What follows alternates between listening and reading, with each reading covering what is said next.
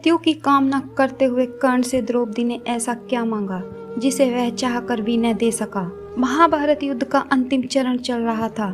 चारों ओर टूटे रथों के पहिए, बिखरे शस्त्र और मौन इस बात के साक्षी थे कि मानव की अहंकार यात्रा कितनी विनाशकारी हो सकती है। इस निर्वता में एक योद्धा की कराहती हुई आवाज सुनाई दी, जो कोई और नहीं बल्कि सूर्य पुत्र कर्ण था। वो दानवीर कर्ण जो जीवन भर सूत पुत्र कहलाया गया, जो जन्म से सूर्य पुत्र था, लेकिन जीवन भर वो अपनी इस पहचान के लिए तरसता रहा। कर्ण का शरीर बाणों से छलनी था, किंतु चेहरे पर अभी भी तेज था।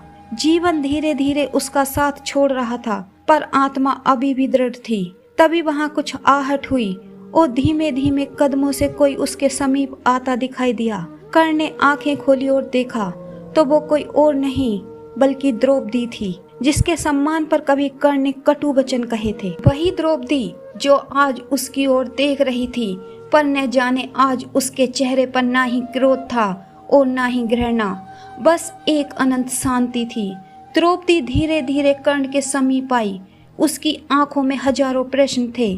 फिर उसने कर्ण से कुछ मांगा, ऐसा कुछ जिसे सुनकर कर्ण का चेहरा भी फीका पड़ गया। उसकी सांसें थमने लगी, पर उत्तर उसकी जबान से निकल न सका। आखिर क्या था वह प्रश्न, क्या थी वो मांग जिसे दानवीर होते हुए भी कर्ण अपने अंतिम क्षणों में पूरी न कर सका। आज हम उसी रहस्य से पर्दा उठाने चले हैं, उस क्षण की कथा सुनाने चले हैं जो महाभारत के सबसे मौन परंतु सबसे गहरे संवादों में से एक था, जहां एक नारी ने अपने आत्मसम्मान के लिए और अपने जीवन की व्यथा के सबसे बड़े उत्तर के लिए एक मरते हुए वीर से कुछ ऐसी मांग की जिससे स्वर्ग के देवताओं का सिंहासन भी हिल गया। तो आइए दोस्तों, उसी अंतिम मिलन की अनसुनी कहानी को जानते हैं, जहां नायक मौन था और नायिका भी अश्रु बहाते हुए बोल रही थी। महाभारत की राज्यसभा में जब पांडव अपना राजपाट संभाल चुके थे, तब धर्मराज युधिष्ठिर ने धर्म और मर्यादा को लांघकर अपनी पत्नी द्रौपदी को भी दांव पर लगा दिया। फिर द्रौपदी को राज्यसभा में बुलाया गया और सबके सामने उसके वस्त्र खींचे गए, उसका अपमान किया गया। जहां भीष्म, द्रोण, कृपाचार्य जैसे धर्म के रक्षक चुप थे और भीम, अर्जुन, नकुल, सहदेव जैसे योद्धा भी चुप थे, वह द्रौपदी जो पांचों पांडवों की पत्नी थी, वो द्रौपदी जो इंद्रप्रस्थ की महारानी थी, आज उसके आंसुओं का कोई मोल नहीं था। उसने एक एक को देखा, गुरु को, राजा को, पति को, पर किसी ने उनकी रक्षा नहीं की और अपनी नजरें झुका ली। तब द्रौपदी ने वो किया जो हर उस नारी को करना चाहिए जिसे अन्याय की चुप्पी ने घेर लिया हो। तब उसने ईश्वर को पुकारा, श्री कृष्ण, अब मेरी रक्षा सिर्फ तू ही कर सकता है। श्री कृष्ण ने उसकी पुकार सुनी और जब दुशासन ने उसका चीर खींचना शुरू किया तो वह खींचता गया, लेकिन द्रौपदी का चीर अंतहीन होता गया। तब सभा में बैठे यह सभी देखकर हैरान थे, क्योंकि अब नारी की शक्ति और उसकी आस्था का रूप सामने आ गया था। जिस दिन द्रौपदी का चीरहरण हुआ, उसी दिन महाभारत के युद्ध का बीज बो दिया गया।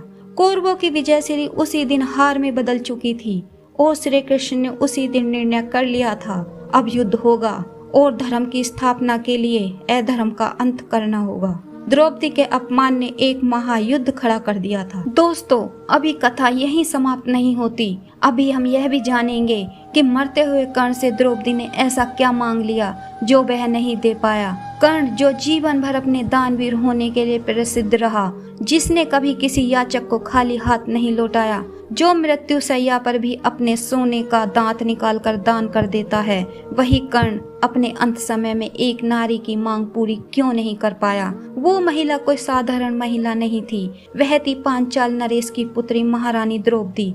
वही द्रौपदी जिसे कर्ण ने सभा में अपमानित किया था, वही द्रौपदी जिसे पांचों पांडवों ने पत्नी के रूप में स्वीकार किया, वही द्रौपदी जिसे हस्तिनापुर की पूरी सभा ने उसके वस्त्रहरण पर मौन रहकर कलंकित किया और उसी सभा में सबसे तीखा वचन कर्ण का था। अब प्रश्न यह है कि द्रौपदी जिसने कभी कर्ण को अपने स्वयंवर में ठुकरा दिया था, जिसने उसका अपमान सहा, वही द्रौपदी कर्ण के अंतिम समय में उसके पास क्यों आई। कहानी महाभारत के युद्ध के अंतिम समय की है, जब श्री कृष्ण के छल से कर्ण के रथ का पहिया कीचड़ पर फंसने के कारण युद्ध में असहाय हुआ और अर्जुन के बाणों से घायल होकर युद्ध भूमि पर गिर पड़ा। तब पूरा युद्ध क्षेत्र थम गया। सूर्यपुत्र कर्ण रक्त से सना अधमरी हालत में युद्ध भूमि पर पड़ा था। अर्जुन पीछे हट गया। श्री कृष्ण मौन हो गए और पांडवों की ओर से शांति छा गई थी। उसी समय एक रथ धीरे धीरे युद्ध भूमि में प्रवेश करता है। उसमें बैठी है वह नारी जिसके मन में बरसों की वो पीड़ा, आक्रोश और असहायता जमा हो चुकी थी। वह थी द्रौपदी। कर्ण ने जैसे ही उसकी आहट सुनी, उसकी दृष्टि धुंधली हो चुकी थी, लेकिन वह जान गया था कि कोई विशेष आत्मा उसके पास आई है। जब द्रौपदी कर्ण के पास पहुंची, तब कुछ क्षण दोनों मौन रहे। तब कर्ण ने टूटती सांसों में कहा कि क्या यह तुम्हारी करुणा है या कोई और कारण है? देवी द्रौपदी के नैनों से अश्रु बह रहे थे। उसने धीरे से कहा, कर्ण, मैं कुछ मांगने नहीं आई हूँ, मैं बस सत्य जानने आई हूँ। कर्ण ने कहा, कौन सा सत्य है? द्रौपदी ने कांपते स्वर में कहा कि क्या यह सत्य है कि तुम माता कुंती के पुत्र हो? क्या यह सत्य है कि तुम मेरे पति के समान अधिकार रखते थे? और क्या यह भी सत्य है कि मेरे वस्त्र हरण के समय तुम ही ने मुझे वेश्या कहकर मुझे अपमानित किया था? कर्ण ने क्षण भर के लिए आंखें बंद की और फिर कहा, हाँ, यह सत्य है कि मैं माता कुंती का ज्येष्ठ पुत्र था और तुम्हारा भी पति हो सकता था यदि विधि ने अन्य निर्णय लिया होता।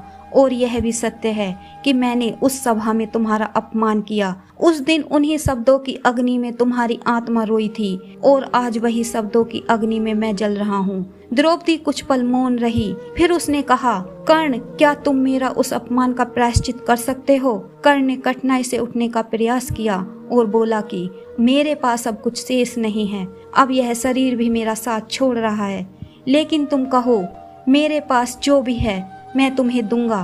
तब द्रौपदी कहती है, मैं तुमसे क्षमा नहीं मांग रही कर्ण, मैं तुमसे प्रतिशोध भी नहीं चाहती, मैं बस एक चीज चाहती हूँ, वह सत्य। मैं चाहती हूँ कि तुम्हारे अंतिम क्षणों में तुम स्वीकार करो कि उस सभा में तुम्हारा आचरण अनुचित था और वह नारी जिसे तुमने वेश्या कहा वह अब भी छत्राणी है, अपराजिता है। कर्ण मौन हो गया। उसकी सांसें अब टूटने लगी थीं, अश्रु बहने लगे थे।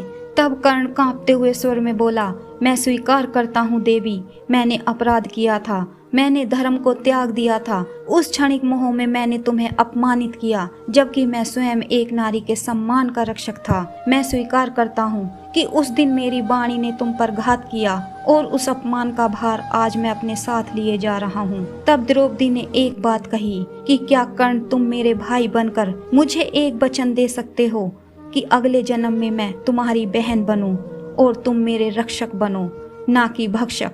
कर्ण ने आंखों में पीड़ा और पश्चाताप लिए कहा कि काश मैं यह वचन दे पाता। इसमें एक बात है जो मैं नहीं दे सकता। वो क्षण जो बीत गए, वो शब्द जो कहे जा चुके हैं, उन्हें मैं लौटा कर नहीं दे सकता। यही एक मांग है जिसे मैं दानवीर होकर भी नहीं दे सकता। इतना कहकर कर्ण की सांसें थम गईं और उस पल द्रौपदी की आंखें फिर से छलक उठीं। वे जान चुकी थीं कि एक वीर का अंत हुआ।